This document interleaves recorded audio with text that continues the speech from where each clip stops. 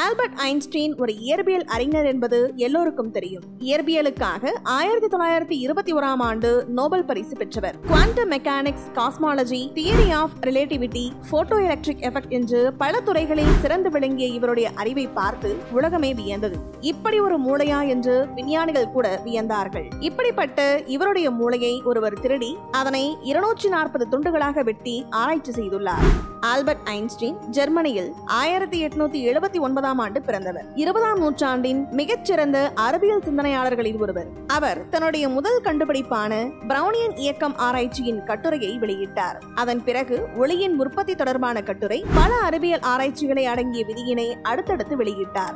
1905ஆம் ஆண்டில் Albert Einstein வெளியிட்ட இந்த 4 ஆய்வு கட்டுரைகள் இயற்பியலில் பெரும் தாக்கத்தை ஏற்படுத்தியது. 1921ஆம் ஆண்டு இயற்பியலுக்கான நோபல் பரிசினை பெற்றார். மக்கள் இவருக்கு யாருக்குமே இல்லாத அரிய மூளை இருப்பதாக எண்ணினார்கள். அதனால் அவர் கோரிக்கை ஒன்றை வைத்தார். அது அவர் இறந்ததும் அவருடைய உடலை எரியவிட வேண்டும் என்றும், மேலும் அவரின் உடலை ஆய்வு செய்ய வேண்டாம் என்றும் கூறியிருந்தார். ஏப்ரல் 18, 1955ஆம் ஆண்டு ஆல்பர்ட் ஐன்ஸ்டீன் இறந்தார். அன்று நடந்த அவருடைய பிரேத பரிசோதனையின் போது அவருடைய மூளையை தாமஸ் ஹார்வே என்ற மருத்துவர் ஒருவர் திருடியுள்ளார். மேலும் அந்த மூளையை 240 துண்டுகளாக வெட்டி பிரித்துள்ளார். பல்வேறு ஆராய்ச்சியாளர்களுக்கு அந்த மூளையின் வெட்டப்பட்ட பகுதிகளை அனுப்பி வைத்துள்ளார். கிட்டத்தட்ட 40 வருடங்களுக்கு மேல் இந்த விஷயங்கள் வெளி உலகிற்கு தெரியவே இல்லையாம்.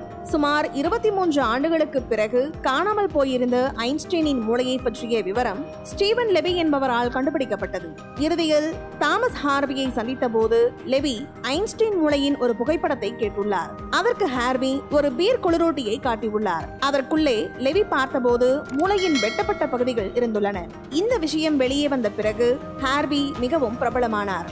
1985ஆம் ஆண்டில் அவர் ஐன்ஸ்டீனின் மூளையின் முதல் ஆய்வு கட்டுரையை வெளியிட்டார். அதில் ஐன்ஸ்டீன் மூளையானது சாதாரண மனித மூளையை விட முற்றிலும் வேறுபட்டுள்ளது என்றும், இரு மூளையை இணைக்கும் கார்பஸ் கலோசம் என்ற அடிப்பகுதியில் மிகப்பெரிய வேறுபாட்டை மருத்துவர்கள் உணர்ந்தார்கள் என்றும், மேலும் இந்த வேறுபாடானது அவருடைய தொடர் பயிற்சியால் உருவானதாகவும் பிறப்பில் இல்லை என்றும் தெரிவித்துள்ளார்கள். இதனையடுத்து 1998ஆம் ஆண்டுதான் இந்த மூளையின் பகுதிகளானது பிரின்ஸ்டன் மருத்துவ பல்கலைக்கழகத்திற்கு கொண்டுவரப்பட்டது. 2ஆம் உலகப் போரின் போது ஜெர்மனிக்கு முன்னதாக அணுகுண்டை உருவாக்க அமெரிக்காவை வலியுறுத்தினார் ஐன்ஸ்டீன்.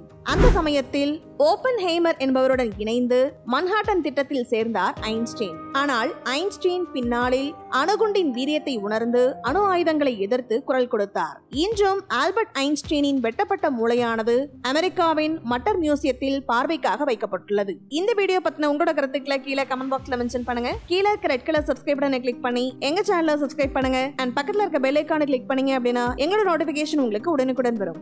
தேங்க்யூ.